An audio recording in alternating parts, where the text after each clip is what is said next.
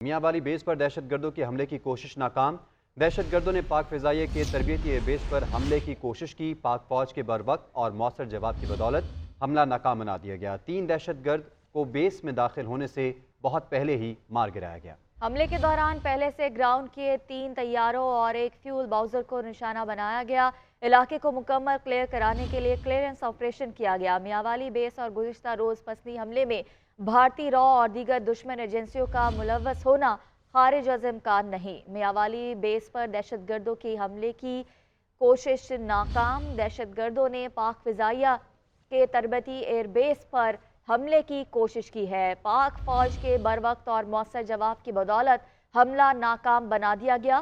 3 دہشت گردوں کو بیس میں داخل ہونے سے پہلے ہی مار گرایا۔ حملے کے دوران پہلے سے گراؤنڈ کیے 3 طیاروں اور ایک فیول باؤزر کو نشانہ بنایا گیا، اس کو نقصان پہنچایا۔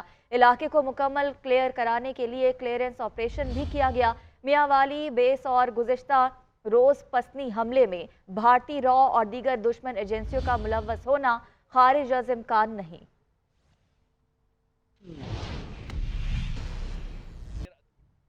آگے بڑھتے ہوئے آپ کو بتائیں کہ آئی ایم ایف نے جون 2024 تک 6,670 ارب روپے محصولات جمع کرنے کا پلان مانگ لیا۔ آئی ایم ایف نے مطالبہ کیا ہے کہ پروجیکشن رپورٹ میں تمام سیکٹر سے محصولات کی رپورٹ پیش کی جائے۔ ایف بی آر ریونیو اہداف میں ٹیکس شارٹ فال نہیں کرے گا۔ زیر التوا ٹیکس کیسز پر پیش رفت پر بھی ایف بی آر سے سوموار کو رپورٹ طلب کر لی گئی ہے، تو اس حوالے سے آپ کو اپڈیٹ کر رہے ہیں۔ محصولات کی رپورٹ طلب کر لی گئی ہے۔ زیر التوا ٹیکس کیسز پر پیش رفت بارے بھی ایف بی آر کو آگاہ کرنا ہوگا۔ ٹیکس نیٹ میں شامل 10 لاکھ نئے ٹیکس دہندگان کی تفصیلات آئی ایم ایف کے ساتھ شیئر کر دی گئی ہیں۔ آئی ایم ایف نے جون 2024 تک 6,670 ارب روپے محصولات جمع کرنے کا پلان مانگ لیا ہے۔ پروجیکشن رپورٹ میں تمام سیکٹر سے محصولات کی رپورٹ پیش کی جائے۔ آئی ایم ایف نے یہ مطالبہ کیا ہے اور اس حوالے سے اقدامات کا مطالبہ کیا گیا ہے۔ ایف بی آر ریونیو اہداف میں ٹیکس شارٹ فال نہیں کرے گا۔ آئی ایم ایف کا 2 ٹوک موقف بھی سامنے آ گیا ہے۔ زیر التوا ٹیکس کیسز پر پیش رفت بارے بھی ایف بی آر سے پیر کو رپورٹ طلب کر لی گئی ہے۔ بیورو چیف اسلام آباد میاں شاہد ہمارے ساتھ موجود ہیں۔ میاں شاہد بتائیے گا، آئی ایم ایف کے جو مطالبات ہیں اس میں سے جو اس وقت موجودہ حکومت ہے وہ کون کون سے اہداف حاصل کرنے میں کامیاب ہو چکی ہے ابھی تک؟ دیکھیں، آئی ایم ایف نے ڈو مور کا مطالبہ کر دیا ہے۔ آئی ایم ایف نے جون 2024 کا 6,670 ارب روپے محصولات جمع کرانے کا پلان مانگ دیا ہے اور پروجیکشن رپورٹ میں تمام سیکٹر سے محصولات کی رپورٹ پیش کی جائے، یہ آئی ایم ایف نے مطالبہ کیا ہے اور 2 ٹوک موقف اختیار کیا ہے کہ ایف بی آر ریونیو اہداف میں ٹیکس شارٹ فال نہیں کرے گا۔ اور ذرائع کہتے ہیں کہ زیر التوا ٹیکس کیسز پر پیش رفت ایف بی آر نے سوموار کو رپورٹ مانگ لی ہے اور ٹیکس نیٹ میں شامل 10 لاکھ نئے ٹیکس دہندگان کی تفصیلات جو ہے آئی ایم ایف کو شیئر کر دی گئی ہیں اور یہ بھی کہا گیا ہے کہ آئی ایم ایف نے ایف بی آر کس سیکٹر سے کتنا ٹیکس وصول کیا ہے تفصیلات بھی مانگ لی ہیں اور 4.9 ملین ٹیکس دہندگان کو 10 ملین تک بڑھانے کے لیے آئی ایم ایف کے ساتھ بات چیت ہوئی ہے اور یہ کہا گیا ہے ذرائع کی جانب سے کہ آئی ایم ایف عالمی بینک کے تعاون سے ٹیکس ٹھیک ہے۔ بیورو چیف اسلام آباد میاں شاہد بتا رہے تھے، آپ کا بہت شکریہ۔ 2 ہفتے کی کمی کے بعد مہنگائی کی شرح میں ایک بار پھر اضافہ ہونے لگا۔ ادارہ شماریات کے مطابق ہفتہ وار مہنگائی میں 0.71% اضافہ ہوا، جبکہ سالانہ بنیادوں پر مہنگائی 29.88% پر پہنچ گئی ہے۔ ایک ہفتے میں 12 اشیاء کی قیمتوں میں اضافہ ہوا۔ ٹماٹر، پیاز، لہسن، آلو، مرغی کا گوشت، انڈے، پتی، چینی اور چاول مہنگے ہوئے، جبکہ گھی، دالیں، آٹے اور ایل پی جی کا گھریلو سلنڈر کی قیمتیں کم ہوئی ہیں۔ مہنگائی کے اعداد و شمار کی تفصیلات جان لیتے ہیں اصغر حیات سے۔ جی اصغر بتائیے۔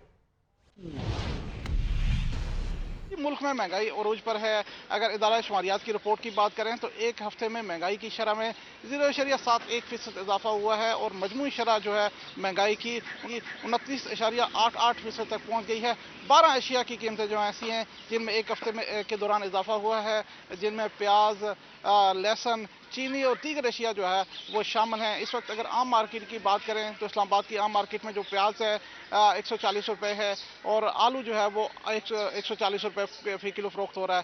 ادرک اور لہسن کی قیمت کی بات کریں تو ادرک جو ہے وہ 800 اور لہسن 600 روپے کلو جو ہے وہ فروخت کی جا رہے ہیں۔ دیگر جو سبزیاں ہیں ان میں مٹر جو ہے وہ 520 روپے کلو جو ہے وہ عام مارکیٹ میں فروخت کیا جا رہا ہے۔ اس کے علاوہ दीगर जो रोज़मर्रा इस्तेमाल की सब्जियां हैं, भिंडी 240 रुपए है, दीगर सब्जियों की कीमतें भी जो है वो आसमान से पते कर रही हैं।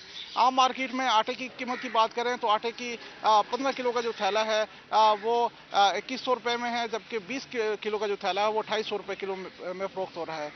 जबकि जिंदा मुर्गी जो है वो 345 है और जो मुर्गी का गोश्त है वो 542 रुपये किलो आम मार्केट में फरोख्त किया जा रहा है। जी, कमिश्नर कराची ने शहर में आटे की सरकारी कीमतों का नोटिफिकेशन जारी कर दिया है, जिसके मुताबिक होलसेल सतह पर आटा 120 जबकि परचून सतह पर 128 रुपए फी किलो में फरोख्त किया जाएगा।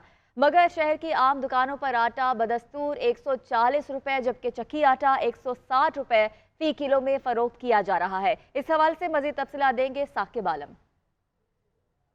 शुक्रिया। कराची शहर में आटे की जो सरकारी कीमत है वो कमिश्नर कराची की जानिब से होल सेल कीमत 120 जबकि रिटेल कीमत जो है वो 128 रुपये का नोटिफिकेशन जो है वो जारी किया गया है। लेकिन मार्केट के अंदर जो है फ़ाइन आटा इस वक्त मौजूद नहीं है। दुकानदारों से जो हमारी बात हुई तो उनका ये कहना है कि गुज़िश्ता 15 रोज़ से जो है इनके पास फ़ाइन आटा अवेलेबल नहीं है, जबकि फ़ाइन आटे की जो 15 रोज़ पहले कीमत थी वो 140 रुपये थी। कराची शहर में कहीं भी जो है वो सरकारी कीमत पर आटा फ़रोख्त नहीं हो रहा है। इस वक्त जो चक्की का आटा है, छोटी चक्की का जो आटा है वो मुख्तलिफ मार्केट्स के अंदर जो है वो 160 रुपये फ़ी किलो तक फ़रोख्त किया जा रहा है, जबकि मिल चक्की का आटा भी जो है वो 130 से 140 रुपये फ़ी किलो तक मार्केट के अंदर फ़रोख्त हो रहा है। शहरी जो है वो महंगाई से परेशान है। आटा हो, चावल हो, चीनी हो, XY कोई भी जो है वो अशिया ख़ुरनोश की अशिया हो, उनकी कीमतें जो हैं वो आसमान से बातें कर रही हैं, जिसके बायस शहरी जो हैं वो दो वक्त सुकून का खाना खाना भी शहरियों के लिए मुश्किल से मुश्किल तर होता जा रहा है। जी, मुल्तान में मुतबादिल ज़राए ईंधन की कीमतों भी बेकाबू होना शुरू हो चुकी हैं। एक हफ्ते के दौरान खुश्क लकड़ी की कीमत 14 से बढ़कर 1500 रुपये फ़ी मन हो गई है। कोयले की कीमत 4000 से बढ़कर 4150 रुपये तक पहुँच चुकी है। शहरियों ने मुतालबा किया है कि इंतज़ामिया मुतबादिल ज़राए ईंधन की कीमतों को कंट्रोल करे। इस हवाले से मज़ीद बात करते हैं नुमाइंदा GNN सुब इकबाल से। शुक्रिया। महंगाई की लहर है, थमने का नाम ही नहीं ले रही। ख़ास तौर पर मुतबादल ज़राए ईंधन की बात करें तो मौसम बदलते ही उनकी कीमतों में भी इजाफ़ा हो गया है। एक हफ़्ता कबल जो है वो खुश्क लकड़ी जो कीमत थी वो 1400 रुपये जो है वो फ़ी मन थी। इस वक्त जो है उसकी कीमत में जो है वो 50 से 100 रुपये तक इजाफ़ा हो गया है। कोयले की बात करें, कोयले की कीमत में जो है वो फ़ी मन 100 से 200 रुपये इजाफ़ा हो गया है। फ़ी मन की बात करें लकड़ी की कीमत की तो 1400 रुपये से बढ़कर जो है वो 1470 रुपये हो गई है। इसी तरह कोयले की बात करें तो कोयला एक हफ़्ता कबल जो है वो 4000 था, अब जो है वो 4100 और कहीं 4150 रुपये फ़ी मन तक पहुंच चुका है। शहरियों ने तशवीश का इजहार किया। उनका यही कहना है कि मुतबादल ज़राए ईंधन महंगे हो रहे हैं। इस हवाले से इंतज़ामिया को जो है वो नोटिस लेना चाहिए, खुश्क जो लकड़ी है वो सस्ती करनी चाहिए। जी, 190 मिलियन पाउंड स्कैनर और तोशाखाना नैब तहकीकात केस। इस्लामाबाद हाई कोर्ट में चेयरमैन PTI की नैब केसेस में जमानत बहाली की दरख्वास्तें समाअत के लिए मुकर्रर कर दी गई हैं। चीफ जस्टिस आमिर फारूक की सरबराही में 2 रुकनी बेंच 7 नवंबर को समाअत करेगा। बात करेंगे इदरीस अब्बासी से। जी इदरीस, बताएगा इससे मुतालिक। जी देखें, 190 मिलियन पाउंड स्कैंडल और जो तोशाखाना नैब तहकीकात केस है उसमें चेयरमैन PTI की जो नैब केसेस में जमानत बहाली की दरख्वास्तें हैं वो इस्लामाबाद हाई कोर्ट में समाअत के लिए मुकर्रर कर ली गई हैं। Chief justice Islamabad high court Aamir Farooq की सरबराही में 2 रुकनी बेंच जो है वो 7 नवंबर को चेयरमैन PTI की इन जमानत की दरख्वास्तों पर समाअत करेगा और जो इस्लामाबाद हाई कोर्ट के रजिस्ट्रार ऑफिस हैं उनकी जानिब से कॉज लिस्ट जो है वो भी जारी कर दी गई है। जबकि जस्टिस तारिक महमूद जहांगीरी जो है वो इस बेंच में शामिल हैं और तारिक महमूद जहांगीरी जो है वो 1 माह की छुट्टियों के बाद जो है वो छुट्टियों पर थे और उसके बाद वापस आते साथ ही जो है वो बेंच में शामिल हो गए हैं। और अब इस बेंच की जो सरबराही chief justice Islamabad high court Aamir Farooq करेंगे और तारिक महमूद जहांगीरी करेंगे। जो आपको ये भी बताएंगे एहतसाब अदालत ने जो है वो अदम पैरवी पर ये चेयरमैन PTI की जमानतें जो है वो खारिज की थी, जिसके बाद उन्होंने इस्लामाबाद हाई कोर्ट से रुजू किया था और अब ये समाअत के लिए 7 नवंबर को मुकर्रर हो गई हैं। जी, बहुत शुक्रिया आपका इदरीस अब्बासी।